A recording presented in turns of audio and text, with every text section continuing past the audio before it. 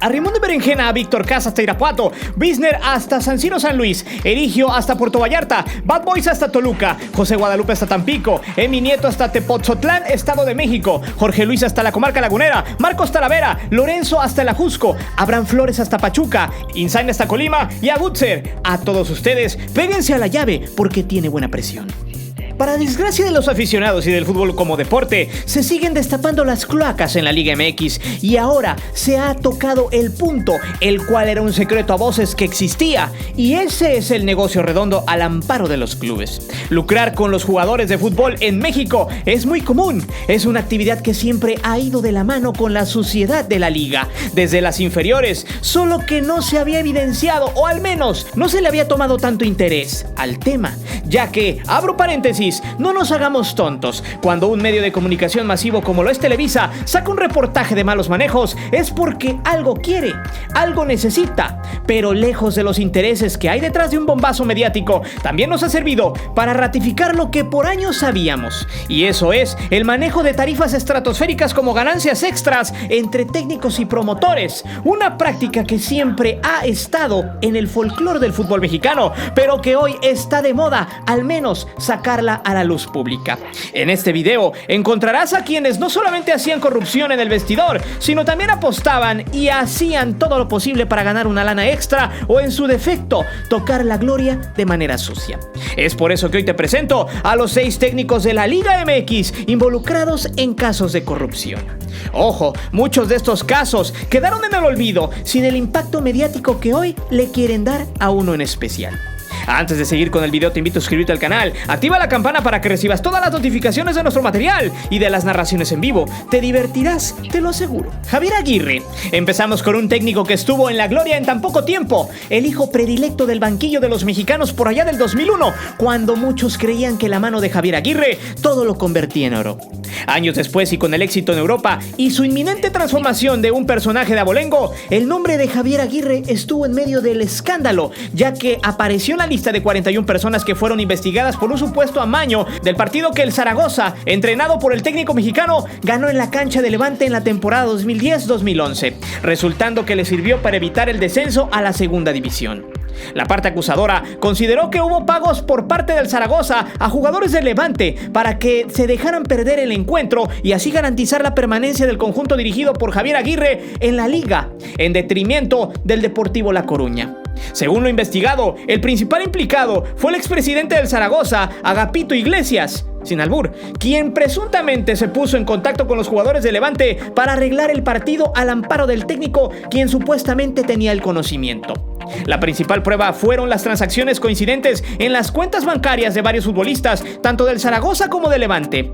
De los primeros, hubo ingresos de grandes sumas de dinero que fueron retiradas en metálico días antes del partido, mientras que en el caso de los jugadores levantinos se produjeron movimientos días después del encuentro. Entre los implicados, que se exponen apenas entre 6 meses de cárcel a 4 años, también se encuentran 18 jugadores del conjunto Maño, incluyendo a los argentinos Leonardo Franco, Nicolás Bertolo y Leonardo Poncio, y el uruguayo Carlos Diogo. Entre los 18 futbolistas de Levante estuvieron los ecuatorianos Felipe Caicedo y Jefferson Montero, y los uruguayos Cristian Stuani y Gustavo Munúa. Hasta este momento, el juicio continúa, y de ser encontrados culpables, todos los implicados podrían tener penas de hasta 4 años de cárcel. En el caso de Aguirre, cuando se dio a conocer ese problema, dirigía a la selección de Japón en 2015. En ese entonces, Aguirre no tuvo una buena Copa Asiática, por lo que fue destituido no por los malos resultados, sino por la vinculación a casos de corrupción, y pudo haber comprometido la calificación en ese entonces de los nipones al Mundial de Rusia. Para ese mismo año, Aguirre se contrató en Emiratos Árabes con el Al-Wahda, donde le fue medianamente bien hasta el 2018. Después del Mundial de Rusia, fue técnico de Egipto, donde fue destituido apenas el presente año por haber perdido en octavos de final en la Copa Africana. Suscríbete al nuevo canal, El Esférico TV, donde llevaremos las narraciones de los juegos de las mejores ligas del mundo, y conoce a las nuevas voces de la narración mexicana. En la caja de descripción te dejo el link. Ego Sánchez y Sergio Egea. El caso de Ego Sánchez y Sergio Egea fue muy contado, pero hasta ahora, suponiendo que haya sucedido, ha quedado impune.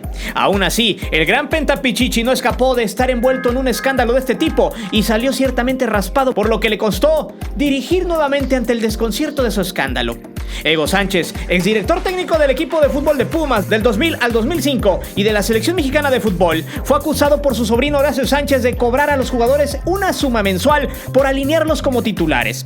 Aunque rectificó que de Hugo no tenía claridad, pero que el principal responsable y el cual sí aseguraba se llevaba su tajada era Sergio Egea, quien según el sobrino no le caía bien a la mano derecha de su tío en el banquillo. Horacio, en entrevista, dijo que Egea y Hugo pedían un porcentaje mensual y por contrato, que al final eso es lo que se gana en acuerdos, y supuestamente con él no se atrevió a hacerlo tanto, y es que eso fue de las causas más importantes por las que no siguió jugando. Según Horacio, Hugo prefirió hacer mejor negocio con otras personas que con su familia, ya que cobrarle a su propia familia estaba fuera de contexto, pero que Egea fue el principal promotor de esa ley, de la que si quieres jugar tienes que pagar. Horacio Sánchez afirmó que muchos jugadores permanecieron en la alineación cuando se le pagaba al entrenador. Puso de ejemplo el caso del futbolista Francisco El Kikín Fonseca, quien no metió un solo gol como delantero en todo un torneo. Ya después sabríamos de todo lo que aportó el Tronquín a Pumas, pero esa es otra historia. Según Horacio, debido a esas prácticas ya no se pudo mantener en el equipo. También se rumoró que en algunos casos pedía hasta el 30% del salario, algo que nunca pudo comprobarse. Al final, Horacio Sánchez dijo que sus acusaciones solo eran eso, ya que no tenía pruebas contundentes. Quizá por eso este caso no pasó a mayores. ¿Y tú? ¿Crees que Sergio Egea y Hugo Sánchez hayan pedido dinero a los jugadores para poder debutar o tener minutos en la cancha? Antonio Mohamed. Esta fue una novela muy desgastante para el Monterrey en su momento, además de ser una cierta prueba de que cuando hay dinero de por medio, todo puede pasar. La bomba explotó cuando Walter Gargano, durante una entrevista para el último arco de su país natal, Uruguay, habló sobre la situación que vivió con Monterrey y con el entrenador Antonio Mohamed en su primera etapa. Gargano confesó la supuesta raíz del problema con el turco, quien aparentemente le habría pedido parte de su salario para que pudiese alinear, cosa que según el uruguayo, Mohamed hizo durante todo ese tiempo con él y con más jugadores, de los cuales no citó nombres, pero reiteró que en los últimos 6 meses de ese 2017 había sufrido mucho en la presión del dinero y por los minutos que no jugó, además de agregar que algunos entrenadores la hacen de representantes y luego se quedan con la lana. Después de eso y de que sucedieron las declaraciones, Mohamed se encendió y si Gargano no jugaba, después de eso fue borrado de la oncena rayada para siempre. No obstante a eso, Mohamed se encendió y le pidió al contención que si tenía pruebas las presentara ante la justicia, que seguramente estaba hablando al calor y que sus declaraciones estaban fuera de lugar. Según Mohamed, si eso que decía Gargano era cierto, entonces a él lo hubieran echado del equipo sin contemplaciones, caso que no sucedió. El caso es que Gargano ya no jugó, quería irse, pero había renovado por 2 años y el club no quería cederlo. Según Walter, en esa misma entrevista, dijo que desde que llegó al club pasaron cosas que no le habían gustado y trató de aguantar vara hasta que se metieron con su dinero y ahí reventó a tal grado de complementar que el turco trataba mal a los jugadores. Al ser exiliado a la sub-20, el uruguayo tuvo que aguantarse hasta que semanas después logró salir, regresando a su país natal con el Peñarol, equipo con el que se ha mantenido hasta la fecha. ¿Y tú? ¿A quién le crees? Déjame saberlo acá abajo. Ángel La Coca González. Ángel González es de esos personajes que tienen un ojo quirúrgico para descubrir talentos. De hecho, fue el que supo de Cuauhtémoc Blanco, Héctor Herrera, Irving Lozano, Diego Lainez, Rodolfo Pizarro, etc. Pero lejos de los éxitos cosechados, La Coca se topó con quien no le seguiría un supuesto juego y terminó en el basurero del olvido y supuestamente maltratado por quienes él sirvió con todo su esfuerzo. Ángel González vivió y hasta la fecha vive momentos de pesadilla, siempre a la espera de un movimiento en falso. Hace algunos años fue objeto de una incesante marea de noticias principalmente negativas en su contra, de las cuales Daniel Ramírez, joven delantero de Pumas, fue precursor. El jugador, en ese entonces universitario, acusó de corrupción a La Coca. A partir de ese momento, la carrera del profesional del visor González se ha venido a pique. Según el entonces futbolista, comentó que antes de ir a Pumas le había tocado acudir a probarse con Pachuca y con Chivas, y fue ahí donde le pidieron 10,000 pesos para quedarse, mientras que con Chivas no lo habían aceptado. Después de esas declaraciones, las interrogantes no cesaron. Cuando la prensa preguntó por un culpable, el futbolista solo balbuceó y dijo La Coca. haciendo referencia al descubridor de talentos. Después de lo sucedido, la versión de la Coca fue de negación y argumentó que el muchacho era un mentiroso. A Pachuca nunca había ido a una prueba. Además, puntualizó que jamás había recibido un solo peso de los chicos. En un intento por deslindarse del problema, Grupo Pachuca, institución para la que Ángel González servía, le destituyó del cargo que en ese momento ostentaba. Le habían pedido que se hiciera a un lado mientras estaba en proceso la investigación. Esas declaraciones le habían pegado muy duro, ya que ni su club lo había respaldado.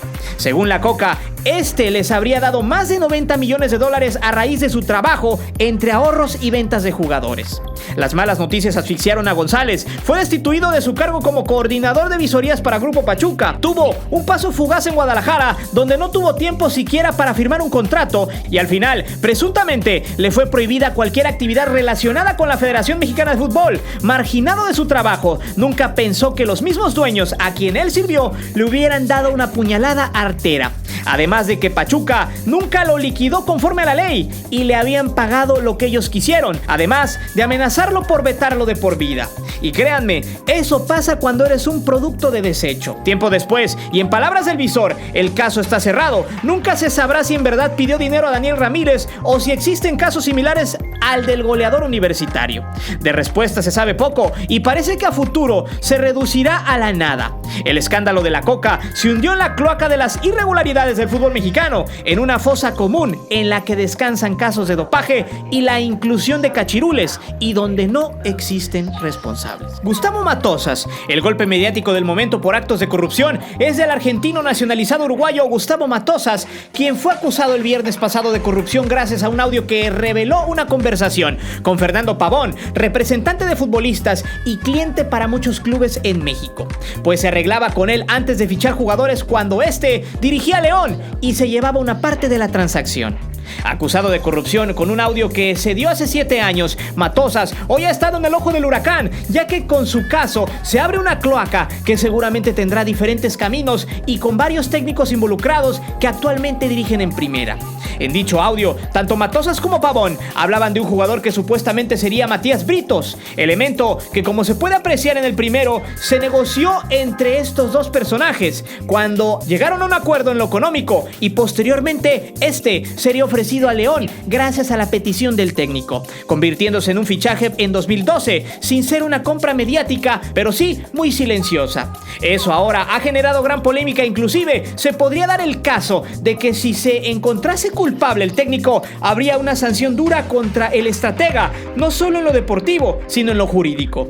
A eso, el domingo por la tarde, el Club San Luis informó el cese de Gustavo Matosas como su director técnico, alegando que era por temas deportivos, aunque horas después, el presidente sanluisino, Alberto Marrero, dijo que influyó mucho la grabación dada a conocer. En su fugaz andar con los potosinos, Matosas dirigió 7 partidos, ganó 2 y perdió 5. A Matosas lo persiguió el karma, ya que hace algunas semanas, cuando aún ocupaba el cargo de técnico de Costa Rica, mismo que dejó porque se sentía aburrido.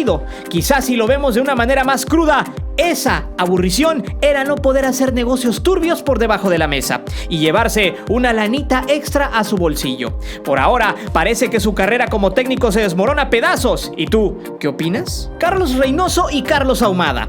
Como lo comentamos en el video de las franquicias extintas, que dejaré en la caja de descripción, el paso del empresario argentino Carlos Ahumada como dueño del Club León siempre generó polémica por los métodos que usaba y por la gente que se rodeaba con él, como el caso del chileno Carlos Reynoso, quien fue inmiscuido en la polémica no futbolística, sino de dinero y corrupción, caso que actualmente solo quedó en el recuerdo porque toda la porquería que hay en la Liga MX y que pega a los intereses va directo al tambo de la basura.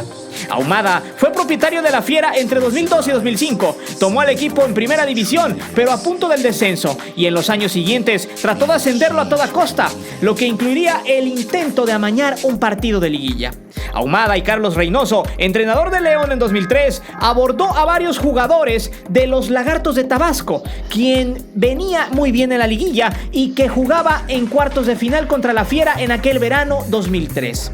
Luego de perder el juego de ida por 2-1, León estaba obligado a ganar la vuelta en casa y una noche antes del partido. Según los testimonios, varios jugadores tabasqueños fueron abordados por Carlos Reynoso y Ahumada, quienes le habrían ofrecido 500,000 pesos para dejarse perder. León ganó el juego de vuelta por 3-0 y así avanzó a las semifinales. De hecho, en ese torneo, los verdes se coronaron venciendo al Tapatío en la final, pero no pudieron ascender al perder la serie definitiva ante el Irapuato. Camilo Romero, jugador de los Lagartos de Tabasco en aquella temporada y alguna vez figura de Chivas, aceptó que Carlos Reynoso le ofreció dinero para perder la serie. En ese entonces era el capitán del equipo tabasqueño y dijo que a él en específico lo había contactado Carlos, sin recordar si fue antes o después de una cena. Este no le había dejado nada claro en cantidades, pero obviamente no aceptó. Aparte del supuesto ofrecimiento, Camilo Romero recordó que la estrategia de Reynoso fue ofrecerle un puesto en el mismo León para el siguiente torneo, si conseguían el ascenso a Primera División. Según Camilo, Reynoso le dijo que tenía su puesto asegurado con el equipo una vez que ascendieran, que incluso se fuera 8 días de vacaciones y luego se presentara a entrenar con el León, ya que lo tenía considerado. Carlos Ahumada y Carlos Reynoso intentaron ascender nuevamente en 2004, pero entonces los verdes perdieron la serie final ante Dorados de Sinaloa. Todavía en 2005, ya con el empresario en la cárcel por sobornos, León alcanzó la final, en la que perdió con Querétaro. ¿Y tú, a quién le crees? ¿A Camilo o a Carlos Ahumada, quien está prófugo de la justicia? Realmente es detestable cómo estas prácticas seguramente se siguen dando en el fútbol mexicano, ya sea en primera o en categorías más pequeñas, donde soltar una lana es más sencillo que buscar la gloria con honestidad y profesionalismo. Desgraciadamente, dentro del sistema hay voces de las altas esferas que saben, pero que no dicen nada, ya que pesa más armar un escándalo que mancharía los colores de su empresa a que se hagan de la vista gorda ante esas nefastas prácticas. Por eso yo te pregunto, de todos estos técnicos, ¿cuál es el más detestable? ¿Te ha tocado saber de algún otro caso? Déjame saber tus respuestas en la caja de comentarios, porque siempre las leo. Y no olvides suscribirte al canal y de activar la campana de notificaciones. Mi nombre es Guillermo Antonio. Nos vemos. Hasta la próxima.